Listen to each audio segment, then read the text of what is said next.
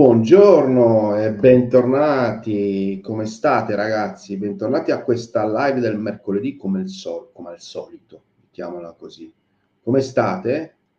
Vacanze? Finite?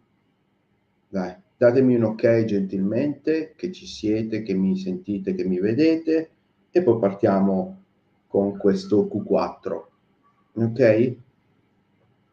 Vedo delle persone già online, però non vedo... Ah, ok, perfetto, perché vedevo un like ma non lo vedevo qui. Buongiorno ragazzi, ciao Antiquario Bruni, Ettore Mallardo, Giuseppe B. Ok, bene, Obi Rocco, ciao Obi Rocco. Bene, intanto prima di partire, importantissimo, come vi avevo accennato tempo fa, ai primi di ottobre molto probabilmente riapriamo i Bay School. Ok, è stato un percorso che c'è stato all'incirca 2 anni fa e sono usciti da questo percorso alcuni account manager e altre persone che hanno comunque migliorato il loro fatturato. A differenza della precedente versione, ci saranno le live registrate di quei 2 anni che abbiamo fatto, perciò ci saranno una marea di live registrate e eventualmente ci sarà la possibilità di fare una call con me al mese. Perciò studiate e poi ci vediamo in call, ok? Personale, da soli, non in gruppo, ok? Perciò questo è la novità. È importante perché eBay School è stato un bel percorso che ha tirato fuori un bel po' di persone. Eravamo forse 80-90 2 anni fa.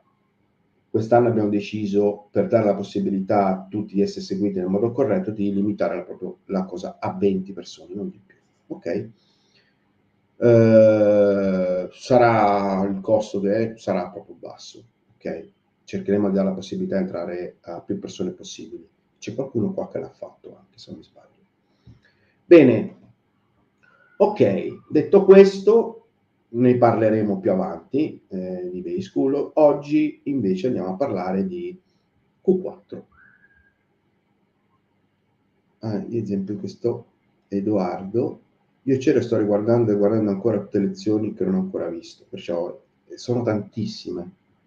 Le abbiamo registrate tutte e queste, si è partita dal 2021 fino al 2020, fine 2023, perciò una call ogni 15 giorni, immaginate quanta roba c'è. Okay, dall'inizio fino alla fine del percorso formativo. Ok, va bene, torniamo indietro.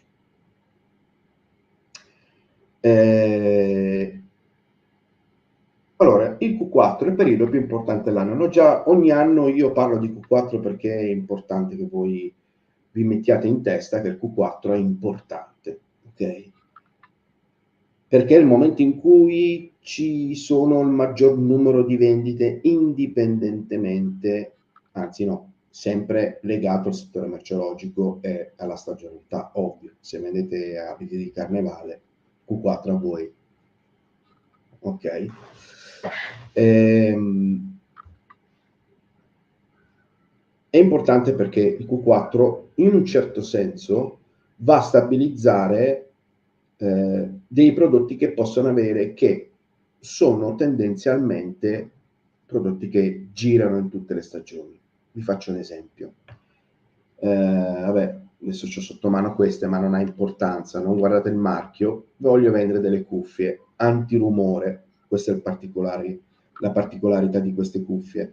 Se io le lancio nel Q4, sono sicuro che queste cuffie, siccome non hanno problemi di stagionalità, si venderanno sempre. Sarò sicuro che questo Q4 mi consentirà di poter andare avanti anche nel Q1, nel Q2 e nel Q3 dell'anno successivo. Cioè il Q4 è importante anche per questo motivo, non solo perché abbiamo il massimo delle vendite, cioè la concentrazione massima delle vendite che parte in un certo senso non da adesso, perché ci sono le scuole, si rallenta un attimino, ci sono i costi dei libri e cose del genere, si inizieranno a vedere i primi accenni a ottobre, per poi avere picchi molto forti a fine novembre, metà fine novembre, ok? Ed è importante poter entrare nel Q4 nel momento giusto. Non entrate nel Q4 a novembre, dovete entrare ieri. Ieri perché? Perché ieri dovevate testare le varie possibilità di A/B test se li fate, varie possibilità di sbilanciamento del prezzo se lo fate, e tante altre cose, per testare qual era la soluzione migliore, in maniera che adesso siete operativi già con i prodotti. Vi faccio un esempio stupido. C'è un prodotto molto stagionale che sono le catene da neve, che adesso vengono chiamate anche calze da neve, che è un nuovo modello. Con un ragazzo con cui stiamo facendo Elite, vale a dire che lo sto seguendo una volta alla settimana per 6 mesi, in questo caso un anno, perché abbiamo fatto una cosa diversa, stiamo testando le calze da neve adesso. È presto, è ovvio, è prestissimo, no? Siamo fuori, in un certo senso, fuori stagione, ma i primi accenni di visualizzazione su determinate inserzioni ci fanno capire quale sicuramente andrà a performare bene.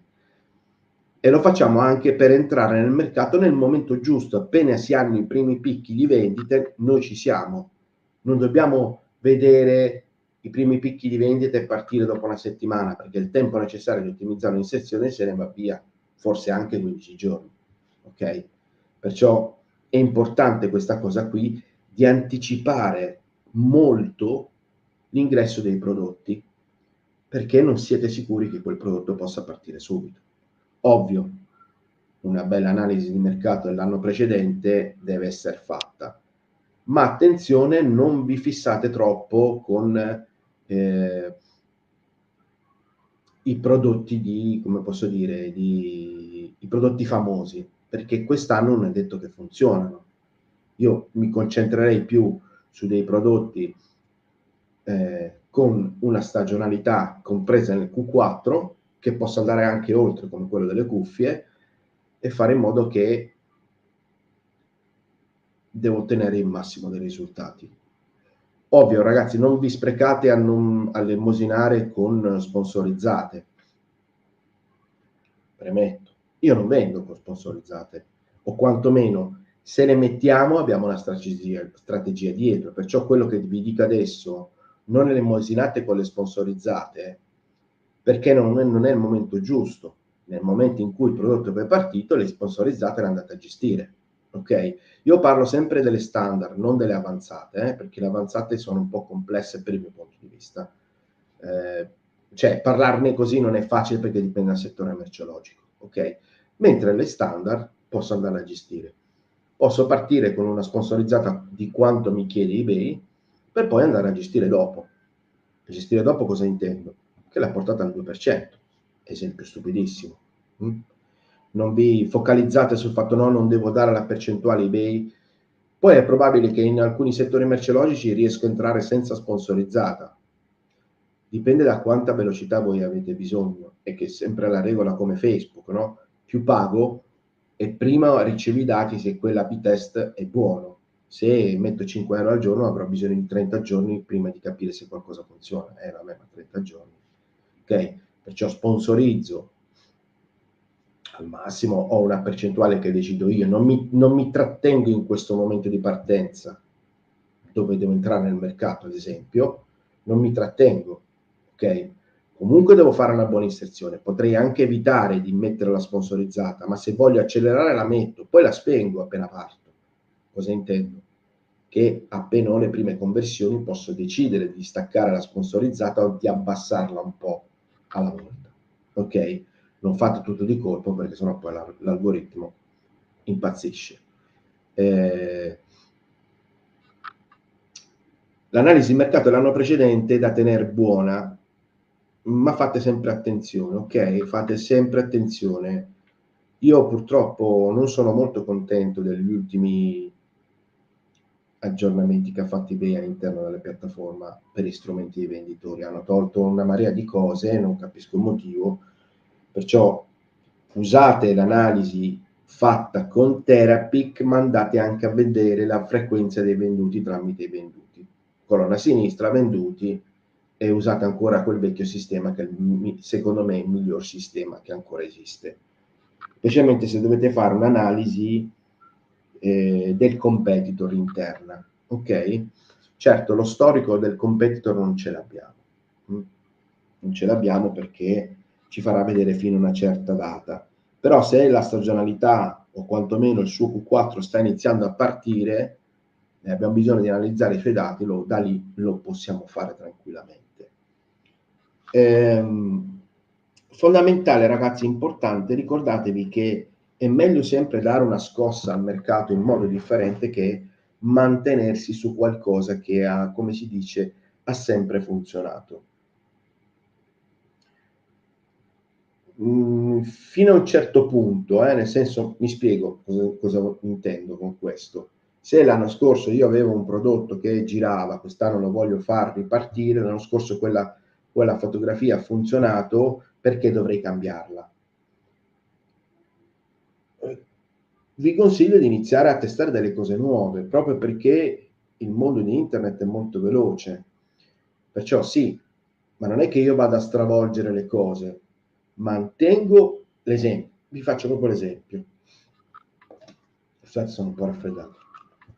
L'anno scorso queste cuffie qui sono andate molto forte. Avevo un buon titolo, studiato e tutto, ho fatto la mia strategia, sono partite, però poi si sono, diciamo, in un certo senso un po' arenate. Ho paura che nel mio Q4 queste non ripartono.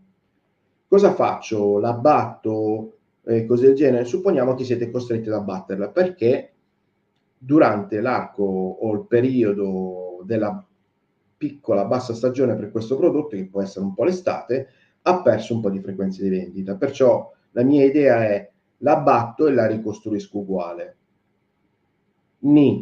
La batto, la ricostruisco uguale, ne creo una parallela come test per verificare se una nuova idea, una nuova cornice, una nuova foto, una nuova angolazione, una nuova proposta di sbilanciamento di prezzo mi può portare a un numero maggiore di, come posso dire, un'altra angolazione di vendita. Perché vi dico questo? Perché spesso e volentieri vedo molti, ma anche studenti, che si accontentano di una sola prova. E quando una prova va bene, non credono che, poi glielo dico io, non credono che ci siano altre alternative. E invece ce ne sono tante. Per quello che vi dico, dovete sempre testare nuove soluzioni. Ad esempio, qua c'è Francesco Pelus, che è un ragazzo che sento una volta al mese, è un ragazzo molto in gamba, e con lui proprio, lui è uno di quelli nella scia di quelle persone che utilizzano la tecnica, ottengono risultati, ma poi si fermano lì. E con lui ultimamente ho detto, prova a fare questo A/B test, prova a fare questo A/B test, e i risultati sono arrivati da angolazioni diverse. È bastata una parola chiave differente nel titolo che lui ha venduto un prodotto di più rispetto allo stesso prodotto venduto con altra angolazione. Ok? Questo perché vi faccio l'esempio stupido. Se un motorino che mi fa un'inserzione creata per un motorino per tende da sole, che può fare anche lo stesso motorino può fare anche per tapparelle, perché ci sono dei motorini, se non mi sbaglio, che fanno la stessa cosa. Supponiamo che sia così. Bene, certo, io avrò un'inserzione che mi fa tutte e due le angolazioni, che spingerà sicuramente molto forte nel periodo in cui vanno le tende da sole. Ok? Però io a causa di quella inserzione ho perso degli spazi nel titolo, che per me è importante creare un titolo performante. Perciò a me non mi conviene fare un'unica inserzione, perché nel momento in cui la tenda da sole perde stagionalità e entra la tapparella, io avrei degli spazi in più, o avrei bisogno di spazi in più necessari per creare un'inserzione molto più performante per la tapparella. Spero che mi state seguendo. Perciò di conseguenza io in realtà ne devo fare 3. Una che contiene tutte e due, una che vada sola per la tapparella e una che vada sola per la tenda da sole. Ok? Dove la principale rimane attiva e le altre due lavoreranno nella stagionalità corrente per la tapparella e per la tenda da sole. Ma in realtà questo prodotto può fare entrambi, ok? Perciò io poi dovrò fare in modo di incrociare questi dati dentro la descrizione, in maniera che mi lavorano tutte e tre sulle tre angolazioni. Spero di... Fatemi sapere se è chiara la cosa che ho detto, perché forse può essere un po' complessa, forse io l'ho espressa male. Non si dice mai, non ho... Aspetta, com'è che si dice per educazione? Ma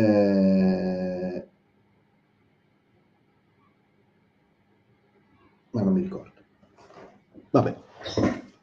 Fatemi sapere se vi è chiaro questo ragionamento qui, perché è fondamentale non basarsi su una sola angolazione, ma su tante, specialmente quando devo ripartire con un prodotto che non mi ha dato, o quantomeno sta perdendo visibilità. Allora a quel punto io devo proprio ragionare in modo differente. Non vi basate mai su una sola inserzione, perché quell'inserzione non è detto che sia il top performante per voi, non lo sapete. Non lo sapete. Dovete intanto, per essere sicuri che quella sia il top performante, dovrete aver fatto una marea di test per dire ah, questa qui è la migliore, ma non perché vende, ragazzi, attenzione, non vi fissate solamente su quello. Certo, il nostro risultato è quello, finale, però i dati di impressioni, visualizzazioni, click-through e cose del genere sono fondamentali anche quelli, perché provarsi che ci sono dei dati che funzionano bene e qualcuno che funziona male che non mi porta la conversione, ma sposto una virgola e quello là inizia a partire. E in realtà è partita quell'altra che non aveva dei dati eccezionali, per caso, per culo, perché in quel momento è arrivata la persona giusta, ok? Spero di essermi spiegato, ok? Perciò partiamo prima, cambiamo angolazioni, abbattiamo ciò che non funziona, ripartiamo con la vecchia angolazione ma anche con la nuova e analizziamo i dati, ok? Io adesso tra di voi non so chi potrebbe attuare questa strategia e dice sì Max, io devo per forza fare una strategia simile perché per me il Q4 è importante, o quanti tra voi dicono a me che cavolo me ne frega il Q4, non so nemmeno che cosa è, ok? Facciamo un esempio, c'è qualcuno di voi che adesso tra Ettore, l'antiquariato Bruni, Giuseppe B, Hobby Rocco, Edoardo, Giuseppe, Elvira, Caffè al Volo, Gioacchino, Alessandro Maneo, Edoardo, Francesco, vabbè, lo sento però, sua opinione, Giuseppe, beh, l'avevo già detto, qualcuno di voi fra quelli che ho citato che si deve studiare il Q4 e deve piazzare un prodotto? Ok?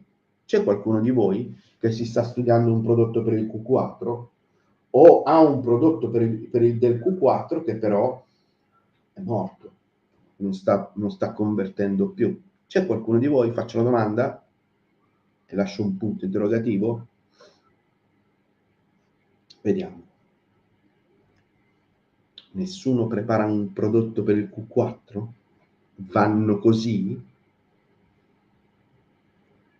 Possibile? Aspetta, io sono qui. Nessuno. Al momento può darsi che ci sia un lag, un ritardo, o non volete dirmi qual è il vostro prodotto del Q4. Ci metto anche questo mio dubbio. Io sto valutando un prodotto invernale. Ok. Cosa, Francesco? Che non abbiamo visto insieme. O l'abbiamo visto, se me lo puoi dire. Tessuto o non tessuto antigelo. Ok.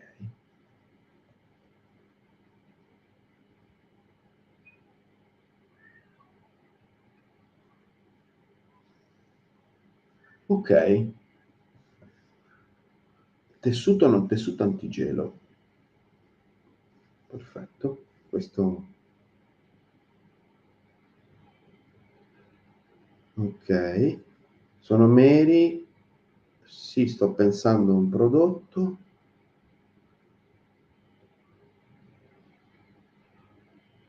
Ah no, non l'avevamo visto insieme, ok.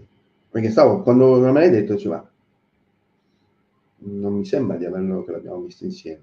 Va bene.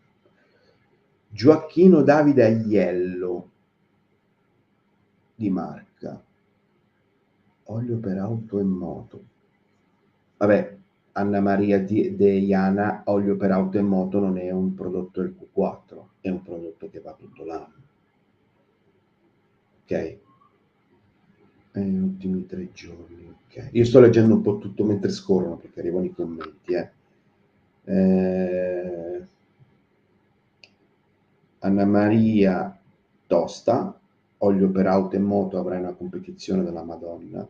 Che parola che ho usato. Una brutta competizione, però si può fare, perché comunque seguo un po' di gente in automotive. Il consiglio che ti do, non andare a vendere l'olio per auto singolo, ma vai a vendere il kit che può fare la manutenzione. Perciò l'olio, il filtro dell'olio, e devi creare dei kit perché sennò i kit distruggono il prodotto singolo fondamentalmente, tu avrai difficoltà a vendere il prodotto singolo, cioè solo l'olio. Attenzione, io quando vi dico queste cose mi baso su una cosa fondamentale, che non andiamo a svaccare il prodotto, è il prezzo. Cioè queste cose che io dico si basano sempre sul fatto che io devo cercare di vendere a un prodotto medio del mercato. Quello vende a 10 e sta svaccando, quello vende a 14 è più o meno in linea, anzi forse c'è qualcosa in più, io venderò a 12. Faccio l'esempio stupido. Non vado a seguire a vendere per forza come quel folle da 10, perché quel folle da 10 può darsi che lui ha tutte le potenzialità per farlo. Disponibilità economica, contratti, questo e quest'altro. O probabile che un folle. Cioè quanti ho visto in eBay che si erano lanciati, no, io vendo, c'ho il prezzo migliore. Sono durati poco.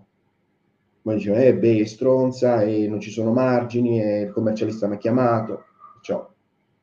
Ok, io ragiono sempre in questo modo, sia ben chiaro e preciso. E chi mi dice che bisogna avere per forza il prezzo più basso sta sbagliando completamente. Ok? Minecraft. Termostati per caldaia. Ok, bel prodotto. Bisogna studiarsela bene anche qui, perché c'è una buona vendita e buona richiesta. Partono adesso e vanno avanti fino a marzo all'incirca. Gioacchino, non si vende facilmente magliette usate di marca, comunque solo chi vuole. Allora, Gioacchino, l'abbigliamento usato su eBay non è mai andato forte, ok? Ma questo non vuol dire che non va. Vuol dire che per poter vendere questa tipologia di prodotti bisogna fare un buon lavoro, un lavoro di non branding perché è la parola sbagliata, non devi fare brand su un prodotto che è già brand, ma devi presentare il prodotto in un modo da brand, ok?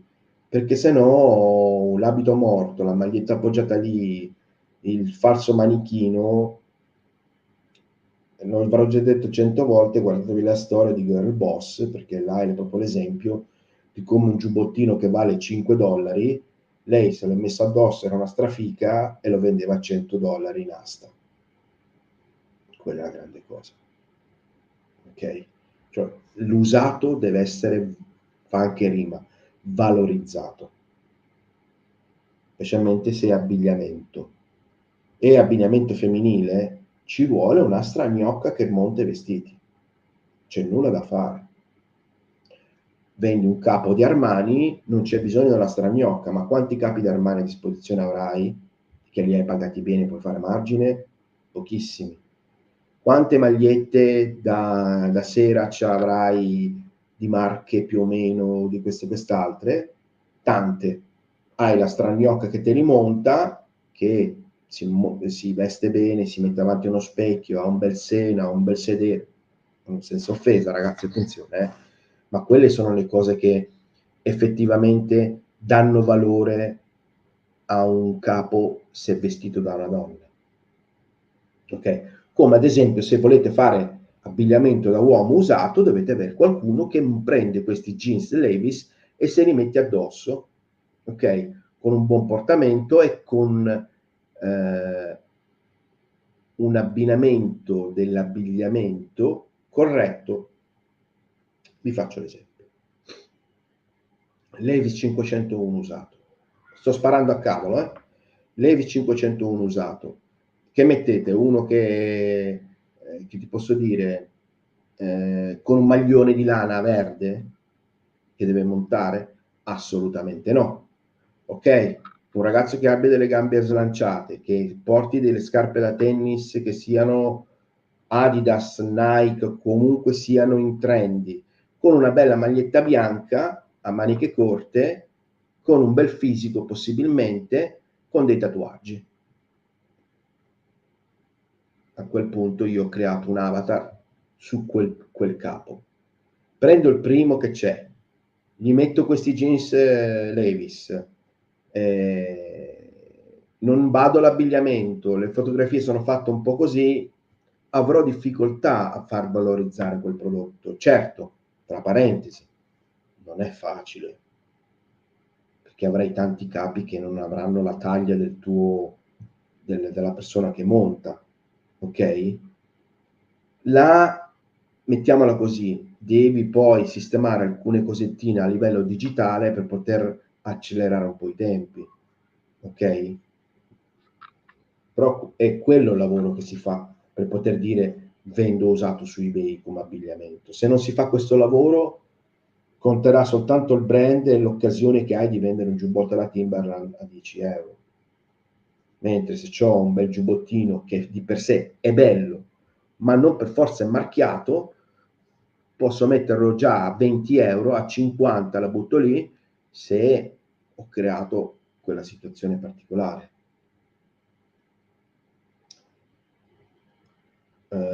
Camme, ritacco Gennaro Lovato, lavorato. Un po' di decorazioni di natalizie smaltire, ho lanciato un prodotto che ho visto che ha un buon mercato nel Q4 tra i coltelli tascabili. Ok. Decorazioni natalizie da smaltire, devi farle fuori perché avrai una concorrenza di quelle paurose, perciò farle fuori il prima possibile, in maniera che te le togli davanti. Importante che se nella logica di farle fuori potrebbe anche essere io mi vado a recuperare il costo di acquisizione e intanto comunque ho cash di nuovo.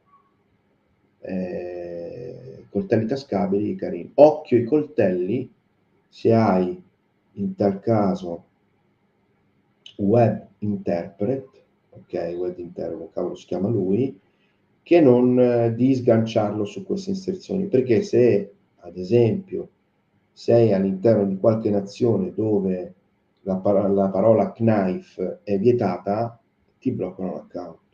È successo, Cioè, fate sempre attenzione se avete strumenti automatici, quando avete le particolarità di disabilitare queste cose, perché sennò andate un po' a crearvi problematiche. Perciò, detto questo, mi fa piacere delle idee che ci sono. Farei solamente attenzione a Anna Maria Deiana su auto e moto olio. Ti consiglierei, ad esempio, Anna Maria, ti consiglierei in questo momento di preoccuparti più di vendere prodotti che sono in stagionalità per le moto. Esempio, i telemoto. Vanno fortissimi in questo periodo, a settembre iniziano e si fermano a marzo, fermano a dicembre, mettiamola così, perché è il periodo giusto. La gente, quelli che non si vogliono bagnare, quelli fighetti che non vanno in giro con il coprigambe e cose del genere, che preferiscono uscire il sabato e la domenica quando c'è bella giornata, fighetto, è giusto anche così, si comprano il telomoto. Perciò il telomoto è un prodotto molto interessante, Q4 stagionale, ok? Anche se la logica di vendere un prodotto in Q4 che non abbia stagionalità è la soluzione migliore. Ad esempio l'olio è un prodotto che può andare forte in Q4 e non ha problemi di stagionalità, perciò se parte adesso è probabile che te lo porterai avanti per un bel po' di tempo, ma non solo l'olio. Devi fare assolutamente qualche kit, ad esempio per gli oli motore ci sono delle tendenze per quanto riguarda i marchi Volkswagen su macchine come la Golf serie, adesso non mi ricordo, 4 o 5, dove c'è una preferenza di determinate marche di olio, ok? Questo perché c'è la passione, c'è il collezionismo, c'è l'autotuning, c'è il tuning, c'è appassionati della Golf che dicono che è meglio il, sto sparando, adesso non mi ricordo la marca, che è meglio il Castrol, perciò c'è una Renault Scenic, qualsiasi olio va bene, ok? Basta che abbia le caratteristiche definite dal costruttore. Lo stesso olio che va nella Scenic potrebbe andare anche nella Volkswagen Golf serie 5, ma le ricerche vengono fatte invece per il Bardal, faccio l'esempio, perché dicono che con la serie 5 quest'olio lavora bene. Cioè, quello da fare è studiarsi anche le tendenze in mercato secondo i marchi, ok? Poi tu puoi anche vendere l'olio così, qualsiasi che è, per la Volkswagen Serie 5, ma lì devi dare un vantaggio, perché se la tendenza è scegliere il Bardal, che costa molto di più, tu devi dargli un vantaggio che è l'unica cosa sulla quale puoi puntare è il prezzo, ma non che devi abbassare il prezzo, che sia un prodotto concorrenziale ad un prezzo di un marchio come la Bardal, perché se la Bardal lo vendi a 10 e tu te ne esci con un prodotto no brand, o quanto no, un brand non esiste per l'olio, però che abbia un brand inferiore, una sottomarca rispetto a Bardal, Bardal esce a 10, tu esci a 10, dove vai? Perché dovrei scegliere Bardal? Il tuo prodotto, specialmente su quella nicchia di mercato dove cercano un olio specifico per la Volkswagen Serie 5, per il Golf Serie 5. Spero di aver chiarito questa cosa, ok? Perciò meglio il kit e vedrai anche se farai un giro nei kit di uso e manutenzione per le auto dove c'è l'olio, ti renderai conto che ci sono dei prezzi da folli. Però là si può gestire i margini, ok? Ti puoi gestire i margini, trovare, supponiamo che il kit è composto da 4 prodotti, uno di questi deve essere molto concorrenziale a livello di acquisizione, in maniera che possa andare a erodere i margini che non riesci a ottenere dagli altri. Però tu in compenso sei in linea, ok? Mm. Ok? Spero di... Mi ha detto sì. Anna Maria, sì, sei stato chiarissimo, mi fa piacere. Cioè i tenimoto sono interessanti, ragionate sempre su quello che voi, poi avete lo strumento che è Therapy, usatelo, però quello anche che vi dico, ragionate sempre su quello che vi circonda, ok? Cosa si inizieranno a usare adesso di più in questo periodo di settembre, ottobre, novembre? Ci sarà una tendenza per quanto riguarda ad esempio l'abbigliamento che non si sa, ok? Farà ancora caldo, farà ancora freddo, perciò quelle cose una via di mezzo potrebbero andare per un po' di tempo e poi morire. Esempio, gli smanicati, giubbottini o cose smanicati potrebbero andare a settembre-ottobre, a novembre si potrebbero non fermare, rallentare perché potrebbero essere usati sotto il giubbotto, ok? Però sono partito, loro continuano a lavorare. Potrei anche fare un'unica inserzione che contiene ambedue le soluzioni, lo smanicato e il manica lunga, così mi lavorano entrambi. Parte il primo e poi parte il secondo. Finisce il secondo e poi riparte il primo, perché siamo in bassa stagione a marzo e qualcuno ancora uno smanicato se lo compra, fino ad arrivare a agosto perché i smanicati vengono usati in montagna. E sono strategie, alla fine, vedete, sembrano così, è facilissimo, Però bisogna un attimino poi verificare se queste cose funzionano, e vi dico che funzionano assolutamente sì, però devono essere progettate, essere messe in piedi prima, e non perché, attenzione, un consiglio che vi do, non perché quell'inserzione non funziona vuol dire che siete sfigati. Se avete dei dati che vi dicono che questo prodotto fa 100 vendite al mese e voi volete almeno farne 2, facciamo un esempio, ma in realtà ne fate 0, non siete sfigati, c'è qualcosa che non funziona. È ovvio. Sempre se il prezzo è giusto, tutti lo vendono a 13, io lo vendo a 20, cavolo vuoi. Tutti lo vendono a 13, io lo vendo a 13,50, ci sta. Tutti lo vendono a 13, io lo vendo a 13, ci sta. Lo vendo a 15, ci sta. Ok? La media è, poi ci sarà il folle che lo vende a 9, quello è folle. Ok? Bisogna un attimino sempre ragionare in questo modo, perciò il Q4 è bello tosto, ma anche fondamentale. Q4 2024. Allora, questa è una domanda che mi sono posto io giorni fa. Rispetto al Q4 2023, beh, dal 2020 ci sono un casino di situazioni sempre diverse. Dalla pandemia è scoppiato di tutto, ragazzi. Ok? Non credo che l'influenza mediatica ormai possa fare più di tanto, perché intanto ormai ne capitano ogni giorno, tra quello, quell'altro, le guerre attive, quello e quell'altro. Non credo che la differenza tra 2023 e 2024 Q4 sia, come posso dire, peggiorativa, mettiamolo in un certo senso. Non credo proprio, perché ormai ci siamo abituati, secondo me. Ok. Allora, fate attenzione però, quando fate l'analisi su Therapic, fatela in modo non univoca. Mi spiego meglio.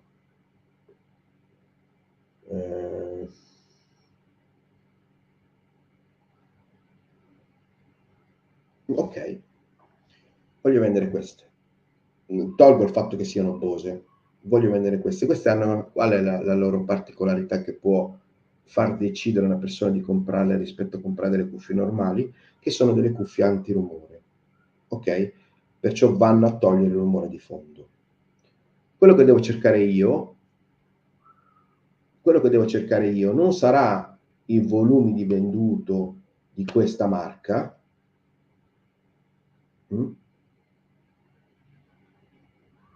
ok, non sarà i volumi venduti di questa marca, ma sarà i volumi di venduto di questa tipologia di prodotto.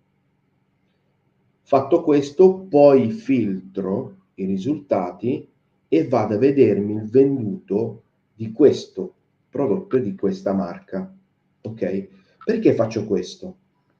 Perché se vedo che i volumi di venduto del prodotto antirumore è di 100.000 euro all'anno e solamente una porzione di questa marca, che è famosa, che però può avere un valore, un prezzo elevato, mi fa di questi 100.000 soltanto l'1%, io potrei iniziare a pensare a dire, ma se trovo un no brand di questo, mi converrebbe, ho meno problematiche, perché il discorso è che qua è legato a una marca, c'è sempre un prezzo di riferimento, e questo prezzo di riferimento si muoverà tra un più e un meno.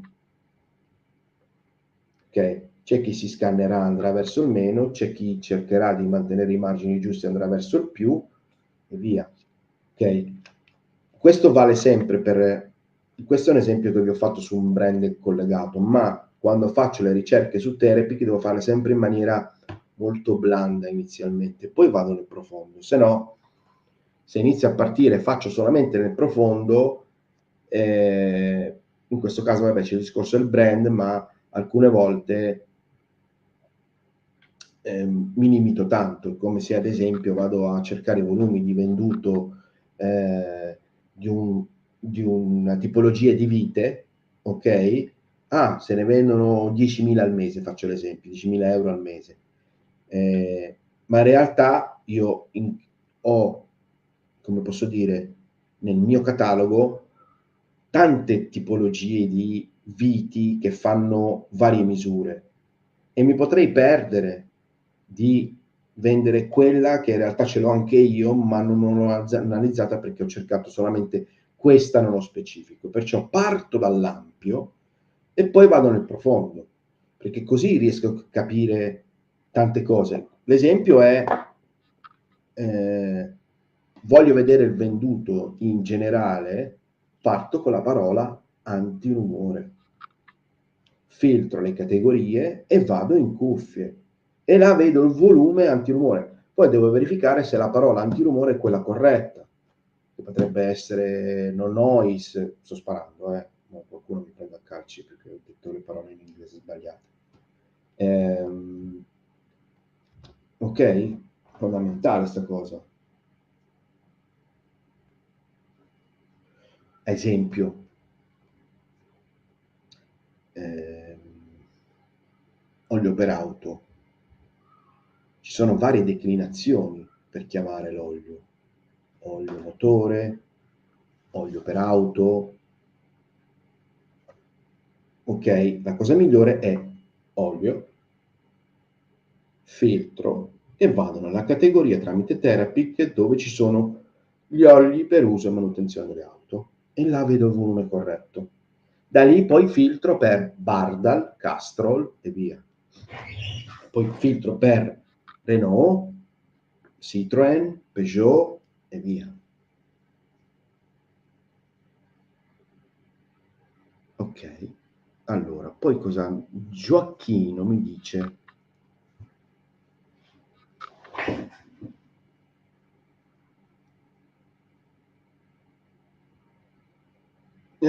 Intanto ti consiglio di comprarti una tastiera nuova. Vabbè, scherzo. Therapic. Dove si trova per usarlo?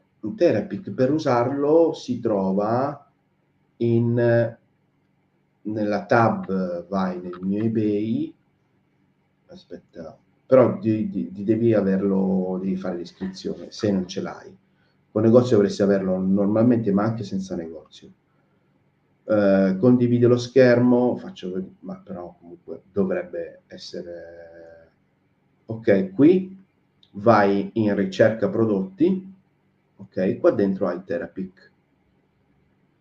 Qua metti il prodotto che vuoi, olio, la butto lì, faccio negli ultimi 90 e poi mi vado a selezionare, eccolo qua, vedi, olio motore, applica e qui ho il venduto e chi sta vendendo di più, ok? Perfetto, qua ho il totalone dei 62 venduti nell'arco di 90 giorni, perciò questo ha fatturato, ok?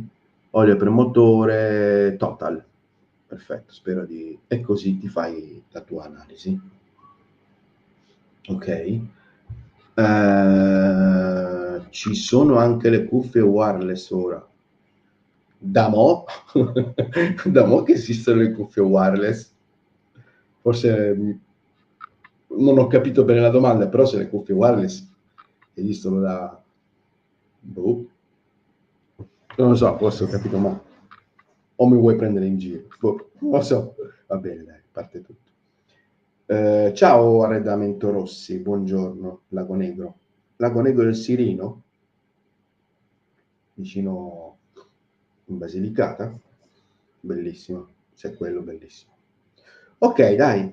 Vedo le persone nuove, mi fa piacere.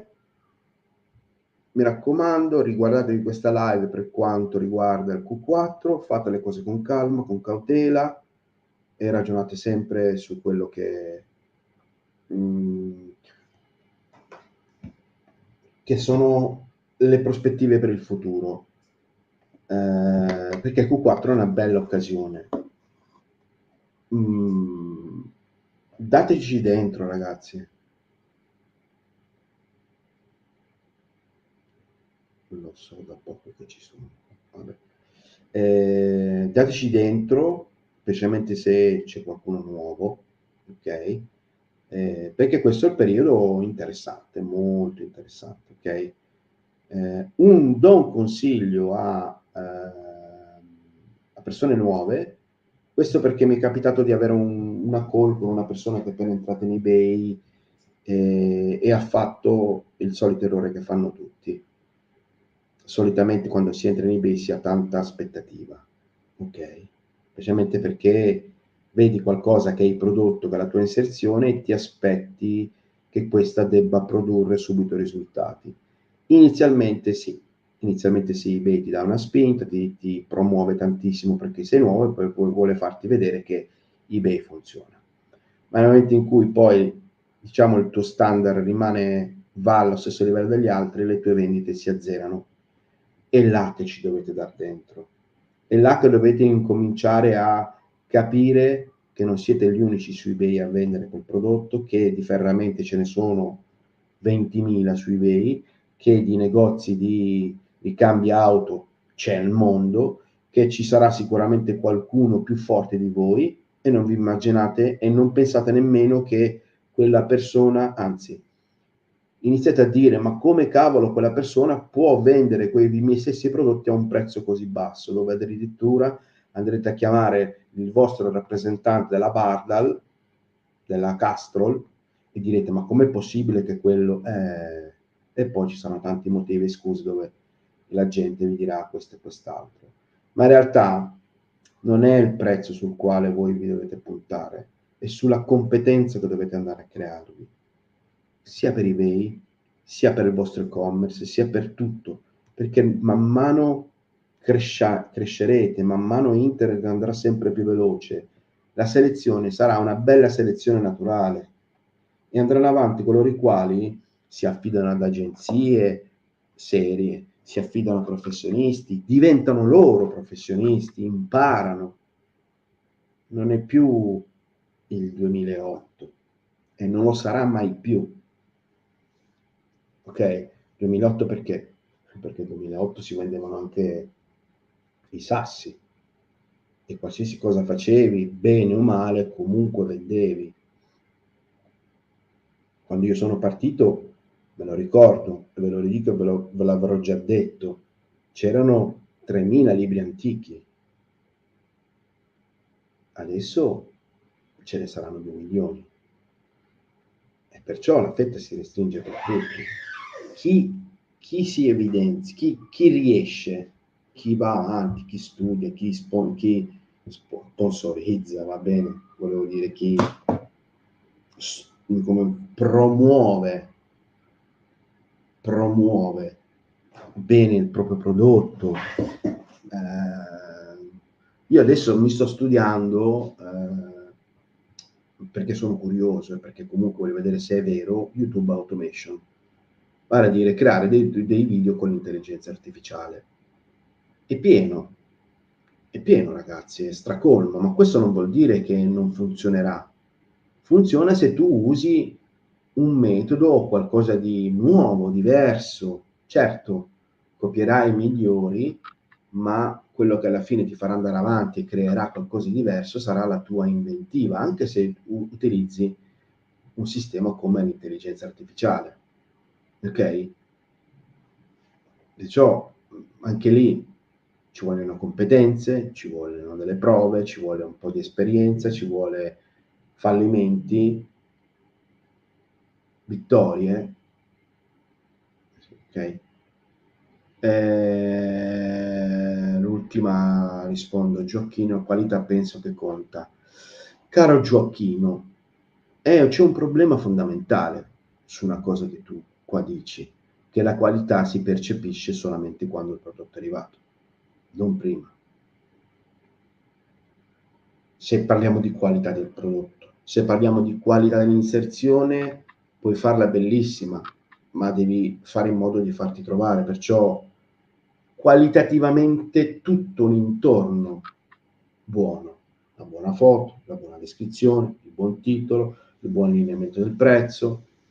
Se parli di qualità del prodotto di per sé, questo è un buon prodotto di qualità, non è solamente quello che conta, assolutamente no, anche perché questo del prodotto, giusto, allora del prodotto, allora avevo ragione, avevo capito bene. Questo è percepibile solo dopo, o perché si chiama Bose, ok? Questo, che è una penna, eBay for Business Italia, ha un marchio, ma qualitativamente fa schifo. È una penna normalissima, ok? Cos'è che conta? Il brand. Qui la qualità non si può notare. Potrò dire che la qualità è buona solo dopo che l'ho ricevuto.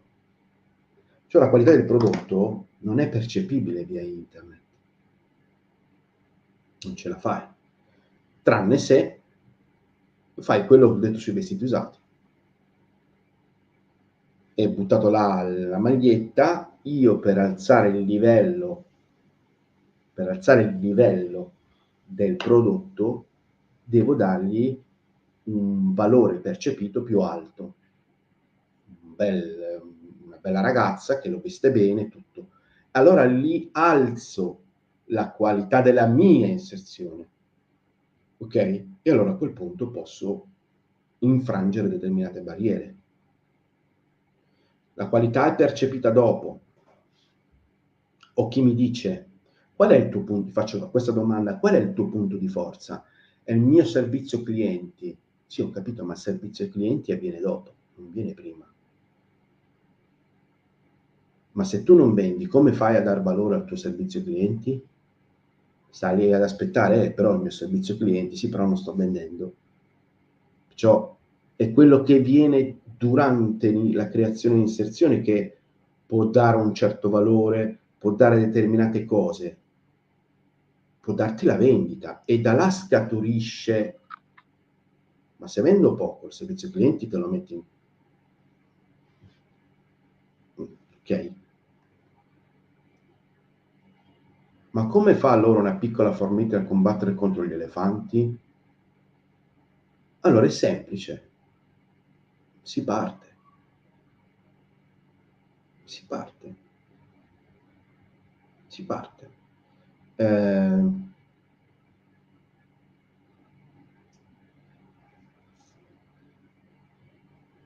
Faccio un esempio, ok? Un esempio su di me, un esempio su un cliente. Però l'esempio su di me vado su un altro argomento.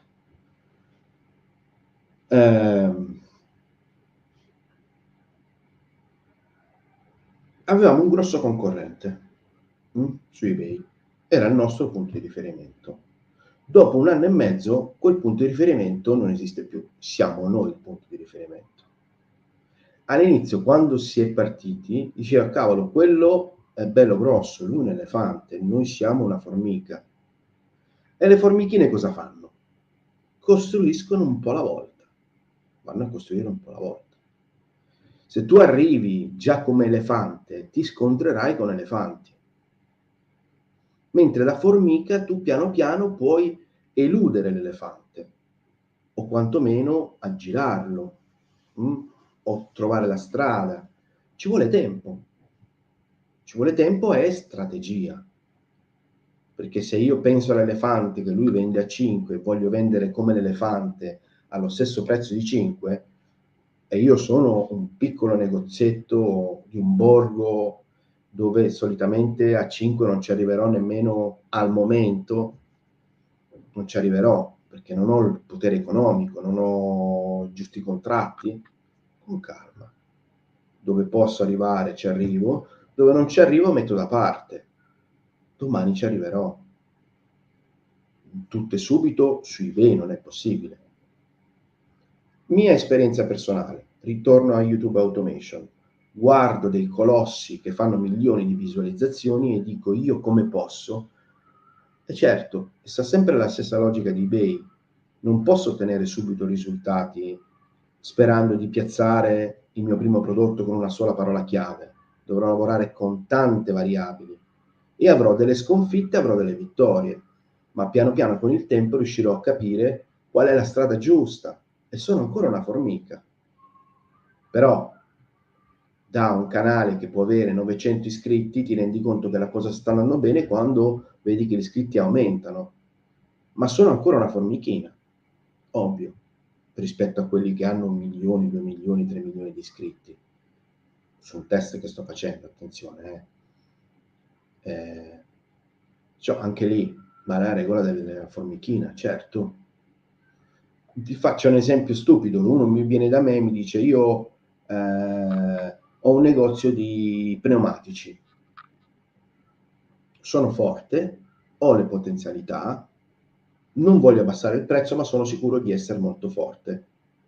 Io cos'è che gli dico? Gli dico guarda che puoi avere tutte le carte in regola di questo mondo, però inizialmente noi saremo delle formichine, non rispetto ai tuoi competitor, rispetto ai eBay, perché all'inizio eBay ci rimetterà, ci creerà degli ostacoli, ci creerà tante piccole prove da dover superare per poter dimostrare che siamo all'altezza di poter dar sicurezza all'interno della piattaforma, perché vendo un prodotto che ha delle problematiche di dogana, di tante cose, non sto qua, ok? Perciò devo cercare di entrare un pochettino, perciò lavorerò come una formichina perché avrò i limiti di fatturato, avrò il limite di inserimento delle inserzioni, perciò con calma, tranquillità, io otterrò i miei primi risultati. È come partire da feedback da zero.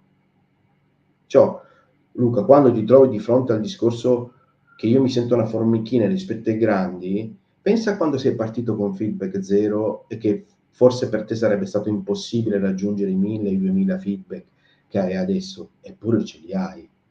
O quello che è partito da zero e oggi sta festeggiando il suo 100.000° feedback. Si parte sempre da zero. Ok? Con calma, con calma. La logica è sempre quella della SEO. Non puoi far piazzare un articolo su Google del tuo sito con la parola chiave principale, utilizzerò delle angolazioni differenti che mi faranno arrivare un po' di traffico lì, un po' di traffico lì, creerò un sito che giornalmente ha un buon traffico e pian piano Google mi farà crescere. Queste sono le logiche anche che bisogna utilizzare con un business online, un po' alla volta. Tutto e subito non è nella mia filosofia, e se qualcuno mi dice entro quando diventerò ricco, dico quando lo diventerai, forse lo sarò diventato prima io, non lo so, vabbè, va bene, dai. Dai, allora, ricapitolando, importante, primi di ottobre riapriamo i Bay School. Ci sarà, come ho ripetuto all'inizio, la possibilità di usufruire di tutti i contenuti di 2 anni di formazione di Bay School, più eventualmente una call con me al mese per giustamente andare a analizzare quelli che saranno i vostri risultati. Ok? Ci vediamo, adesso organizziamo di nuovo tutto, la piattaforma, il portale, perché all'interno di Bay School c'è un portale dove la gente esiste e vive là dentro, nel senso che comunque ci sono il portale di supporto, mettiamola così, no? Dobbiamo sistemare un po' determinate cose e niente, noi ci becchiamo la settimana prossima. Se avete commenti lasciateli qua sotto riguardo al Q4, ben volentieri. Ci vediamo, ritorniamo ai nostri bei mercoledì alle ore 14. E se avete qualche argomento da proporre, fatemelo sapere, ok? Così possiamo anche andare a sviscerare alcune cose che forse non ho trattato, ma credo che ne ho ormai 6-7 anni che bazzico con eBay, forse alcune cose addirittura le ho ripetuto involontariamente. Ok? Ci becchiamo la settimana prossima, vi do un abbraccio e fate i bravi e buon Q4. Io vado a mangiare.